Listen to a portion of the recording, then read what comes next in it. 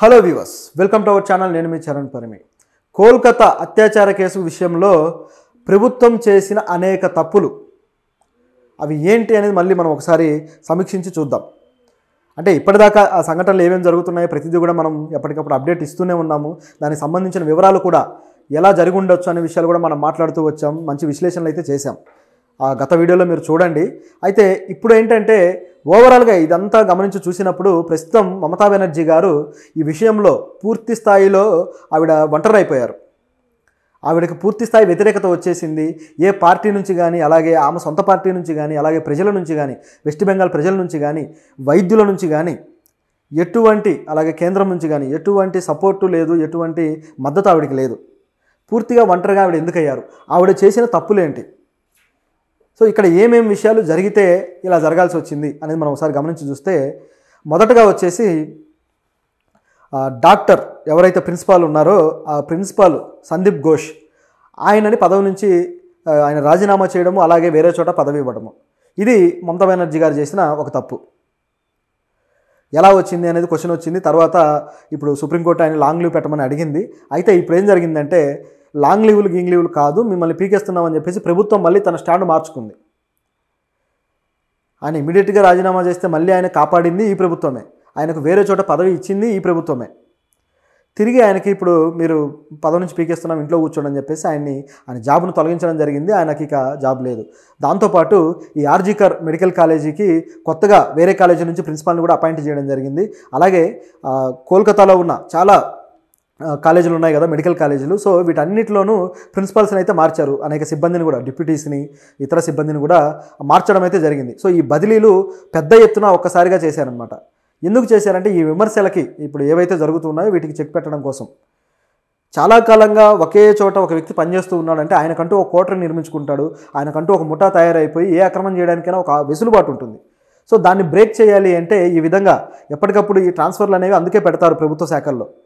కానీ కొంతమంది తమ ఇన్ఫ్లుయెన్స్ ఉపయోగించి ఆ ప్రభుత్వ శాఖల్లో పాతుకుపోయి ఉంటారనమాట. సో అక్కడే అవినీతి క్రియేట్ అవుతూ ఉంటుంది, అక్కడే లంచాలు కావచ్చు, అలాగే ఇలాంటి ఎక్స్ప్లాయిటేషన్ కావచ్చు, ఇవన్నీ జరుగుతూ ఉంటాయి. సో దాన్ని బ్రేక్ చేయాలి అంటే ఇటువంటి చర్యలు అవసరం. సో చాలా లేటుగా ఇలాంటి చర్యలకు దిగారు. పోనీ ఇప్పుడైనా వచ్చినందుకు సంతోషం. సో ఇదొక విషయం. అయితే తర్వాత డాక్టర్స్ సమ్మె మీద నిరసనలు. అంటే డాక్టర్స్ ఎవరైతే ఇప్పుడు ఆ అమ్మాయి అన్యాయంగా చనిపోయిందో ఆవిడ చావుని నిరసిస్తూ ఈ విధంగా జరిగింది ఈ సంఘటన అని దాన్ని నిరసిస్తూ అనేక మంది ట్రైనీ డాక్టర్లు, అలాగే డాక్టర్లు వేరే హాస్పిటల్స్లో చేస్తున్న వాళ్ళు కూడా రాష్ట్ర వ్యాప్తంగా కూడా పెద్ద ఉద్యమం లేవదీశారు. వచ్చి ఈమెకు న్యాయం జరగాలి అని చెప్పేసి రోడ్డు ఎక్కారు. అది చూసి అనేక మంది స్టూడెంట్స్ కూడా వచ్చారు. ఆ తర్వాత సామాన్య ప్రజానికం కూడా వచ్చారు. సో వీళ్ళంతా రావడంతో అది చాలా పెద్ద ఇష్యూగా మారిపోయింది. సో దీన్ని ఎలాగైనా అణగదొక్కాలని చెప్పేసి భావించారు మమతా బెనర్జీ గారు. ఇమీడియట్గా పోలీసులను రంగంలోకి దింపితే నిరసన తెలియజేస్తున్నప్పుడు యాక్షన్ ఇటువైపు నిందితుల మీద తీసుకోవాలి, కానీ అలా కాకుండా వీళ్ళు నిరసన తెలియజేసే వాళ్ళ మీద తీసుకున్నారు. వాళ్ళని కొట్టడాలు, వాళ్ళ మీద అనేక మంది మీద కేసులు కూడా పెట్టారు, ఈ లీడర్స్ మీద. సో ఇది చాలా పెద్ద తప్పు. సో కొట్టి వాళ్ళను బెదిరించారు కూడా, మీరు దీన్ని రాజకీయం చేయాలని చూడొద్దు అని చెప్పేసి. ఎందుకంటే పార్టీ శ్రేణులు కూడా వచ్చాయి, బీజేపీ శ్రేణులు వచ్చాయి. ముఖ్యంగా మొదట దీన్ని నిరసన లేవనెత్తినప్పుడు సిపిఎం పార్టీ ముఖ్యంగా దీంట్లో ఉంది. అంటే గతంలో ఆ పార్టీ అక్కడ చాలా కాలంగా అక్కడ సీఎంగా ఉన్నారు ఆ పార్టీ అధినేతలు.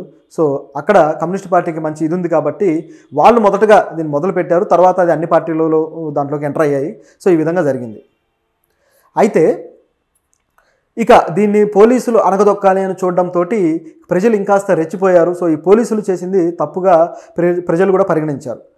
పైగా ఇప్పుడు ప్రజలు ఏం డిమాండ్ చేస్తున్నారంటే ఈ పోలీసులు ఇక మాకు వీళ్ళు రక్షణ కల్పించక్కర్లేదు, వీళ్ళు వద్దు, మాకు సిఆర్పిఎఫ్ దళాలు కావాలి, లేదా ఆక్టోపస్ దళాలు, సో ఇటువంటి కేంద్ర దళాలు వచ్చి మాకు రక్షణ కల్పించాలి మా రాష్ట్రంలో అని చెప్పేసి ఈ ధర్నా చేస్తున్న డాక్టర్లు కావచ్చు, మిగతా వాళ్ళు కావచ్చు అడుగుతున్నారు.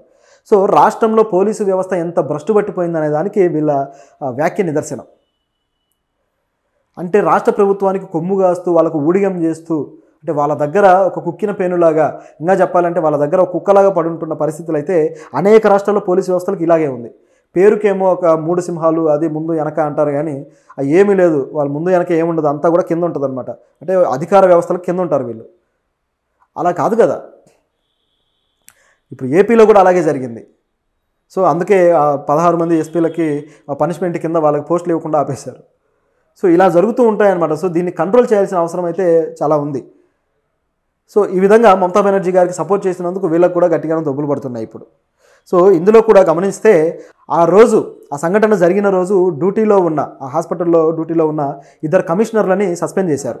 వాళ్ళతో పాటు ఇన్స్పెక్టర్ని కూడా సస్పెండ్ చేశారు. అంటే ఈ కేసును డీల్ చేస్తున్న ఇన్స్పెక్టర్ని కూడా. సో మనం ఆల్రెడీ గత వీడియోలో చెప్పుకున్నాం, ఆ నిందితుడికి ఇన్స్పెక్టర్కి మధ్య కొన్ని సంబంధాలు ఉన్నాయి అని చెప్పేసి.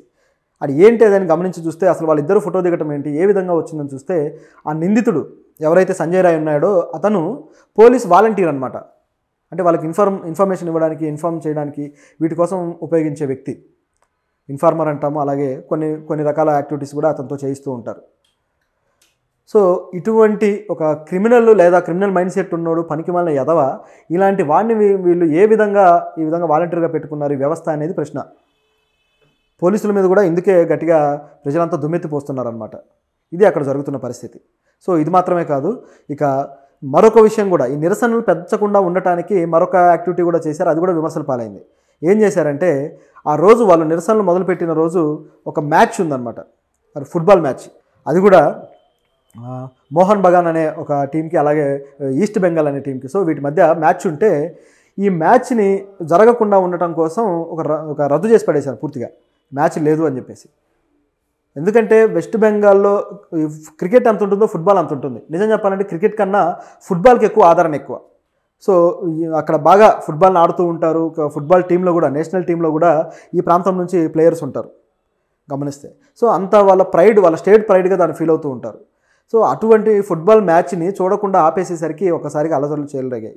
ఎందుకు ఈ మ్యాచ్ని రద్దు చేశారనేది గమనించి చూస్తే, ఈ మ్యాచ్ జరిగేటప్పుడు ఆడియన్స్ అందరూ వచ్చేసి ఈ ఏదైతే హత్య జరిగిందో దీనికి నిరసనలు తెలియజేస్తారు. వీళ్ళందరూ ఇక్కడ మొబిలైజ్ అయిన తర్వాత ఇది ఒక గ్రూప్ లాగా తయారైపోతారు, ఇది పెద్ద స్థాయిలో వెళ్తుందేమో ఈ నిరసనలు అని భయపడ్డారు. ఎందుకంటే మ్యాచ్ చూడడానికి 1000 మంది వస్తారు కదా.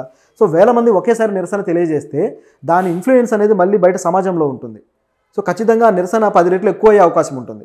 కాబట్టి దాన్ని కంట్రోల్ చేయడం కోసం ఆవిడ ఇలాంటి చర్య తీసుకున్నారు.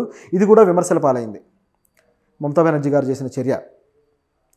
సో దీంతోపాటు మమతా బెనర్జీ గారి క్యాబినెట్లో ఉన్న మినిస్టర్ ఆయన ఉదయన్ గుహ. సో ఈయన గతంలోనే ఏమన్నాడో మనం విన్నాం.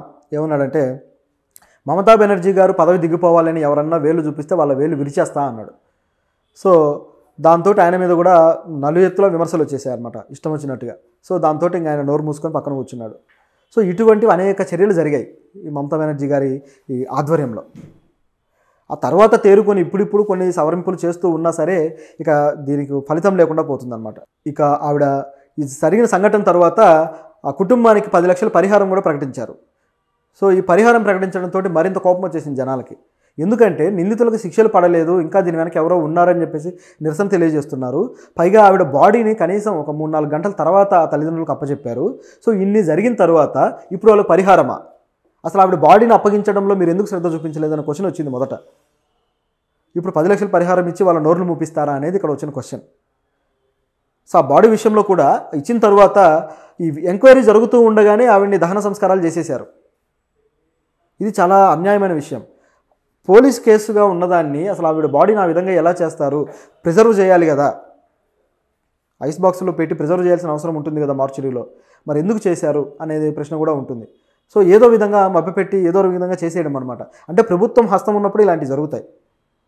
గతంలో కూడా హత్రాస్లో ఇలాగే గత 2 ఏళ్ల క్రితమేమో హత్రాస్లో ఒక బాలిక మీద, దళిత బాలిక మీద రేప్ జరిగితే ఆవిడ కూడా చనిపోతే పోలీసులు రాత్రికి రాత్రి వచ్చేసి ఆవిడని వాళ్ళే దహనం చేసేశారు. వాళ్ళే కాటికాపర్లు, వాళ్ళే డప్పు కొట్టేవాళ్ళు, వాళ్ళే అన్నీ. సో వాళ్ళు యూనిఫామ్ వేసుకొని చేసిన నీచమైన పని అనమాట అది. సో ఇట్లా ఎలా దహనాలు చేస్తారని చెప్పేసి కూడా ఆగ్రహ జ్వాలలు అయితే రేగుతూ ఉన్నాయి. సో ఇది దీంట్లో జరుగుతున్న పరిస్థితి.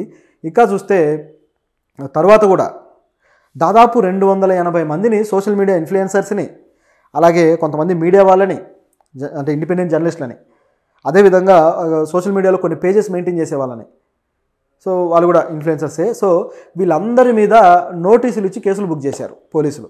అంటే దీని మీద ప్రచారం తీసుకురావద్దు, దీని మీద జస్టిస్ ఫర్ అభయ అని చెప్పేసి అడుగుతున్నారు కదా, ఈ విధంగా చేయొద్దు అని చెప్పేసి వాళ్ళకి నోటీసులు ఇచ్చారు. సో ఇంత దారుణంగా జరుగుతుందన్నమాట ఇక్కడ పరిస్థితి. సో ఇక మరొక విషయాన్ని మనం చూద్దాం, ఆవిడ మేనల్లుడు హస్తం దీంట్లో ఉందా అని చెప్పేసి. అయితే ఇప్పుడు వస్తున్న మన వార్తలు ఏంటంటే ఆవిడ చేస్తున్న చర్యలన్నింటికీ ఆవిడ మేనల్లుడు అసంతృప్తితో ఉన్నాడు అని చెప్పేసి. సో ఎందుకు ఆయన అసంతృప్తితో ఉన్నాడని గమనించి చూస్తే ఈ సంఘటన జరిగిన తర్వాత మమతా బెనర్జీ గారు సరిగ్గా చర్యలు తీసుకోలేదు, అక్కడ గోడని అధ్వాన్నంగా కూల్చేయడం కావచ్చు ఇమీడియట్గా, అదేవిధంగా ఈ పోలీసులు సరిగ్గా రియాక్ట్ అవ్వకపోవడం కావచ్చు, వీటన్నిటిని చూసి అలాగే ఆవిడ రోడ్డు ఎక్కడం కావచ్చు, చర్యలు తీసుకోవడం మానేసి రోడ్డు ఎక్కి ధర్నా చేశారు. సో వీటన్నిటిని దృష్టిలో పెట్టుకుని ఆయన బాగా అసంతృప్తి ఫీల్ అయ్యాడు. పార్టీకి ఉన్న క్లీన్ ఇమేజ్ని కాపాడాలి అంటే నిందితులకు శిక్ష పడాలి అని చెప్పేసి ఆయన గట్టిగా భావించాడట. సో అలా భావిస్తూ ఆయన ఆ సంఘటన జరిగిన రోజు రాత్రి ఎప్పుడైతే తెల్లవారగానే ఆయన కమిషనర్కి ఫోన్ చేశారట. ఆయనకి ఇన్ఫర్మేషన్ రావడము, కమిషనర్కి ఫోన్ చేసి మీరు చర్యలు తీసుకొని అన్నారట. అయినా సరే సరైన చర్యలు తీసుకోలేదనేది వార్త. కాకపోతే సంఘటన జరిగిన తర్వాత అక్కడ అథారిటీస్తో పాటు ఫస్ట్ కాల్ ఈయనకెందుకు వెళ్ళింది, సో ఈ హాస్పిటల్లో ఈయన ప్రాధాన్యత ఏంటి అనే క్వశ్చన్ కూడా ఉందనుకోండి. మరి నిజంగా మమతా బెనర్జీ విషయంలో ఈయన ఈ విధంగా హర్ట్ అయి నిజంగా మానుకున్నారా, లేకపోతే ఆవిడ ఇమేజ్ పడిపోతుంది కాబట్టి తన ఇమేజ్ని బిల్డ్ చేసుకోవడానికి ఇలాంటి ఫీలర్ ఏమన్నా వదిలేరా? ఎందుకంటే ఆవిడ వారసుడిగా ఇక రావాల్సింది ఆయనే కాబట్టి తన ఇమేజ్ని ఇటువైపు బిల్డ్ చేయడానికి ఫీలర్ ఏమన్నా వదిలేరా అని డౌట్ వస్తుంది. ఎందుకంటే ఈ ఆర్గన్ ట్రాఫికింగ్ సంబంధించి ఎక్కువగా ఆయన పేరే వచ్చింది, అభిషేక్ బెనర్జీ.